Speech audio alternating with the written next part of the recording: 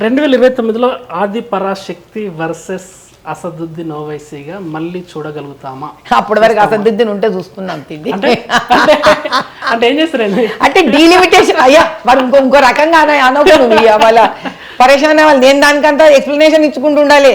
నువ్వు ఏడో అడుగుతున్నావు అట్లా కాదు. కానీ అనేది ఏంటంటే డీలిమిటేషన్ ఒకటి ఉంది. అది బహుశా ఉమెన్ రిజర్వేషన్ చేసే ఒక 50% తెలియదు తండ్రి. నేను మాట చెప్తాను ఉండొచ్చు. మహిళా నియోజకవర్గంలో మీకు సీట్ ఇయ్యారు, ఖచ్చితంగా పురుష నియోజకవర్గంలో ఇస్తారు. మళ్ళీ మనకేంది పాపం ఆమె పోరాడని రాదు. మనం ఇట్లాంటి వాళ్ళు ఎక్కడున్నారో అడవి పోరాడదాం. మీరు 10 మందికి ఉపయోగపడాల్సిన మీరు ఎట్లా అంటే ఎట్లా మీరు టఫ్ ఒకటి పోటీ చేయాలి ఫస్ట్.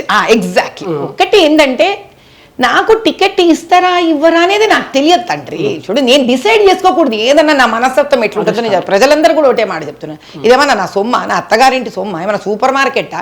నేనెవడా చెప్పడానికి?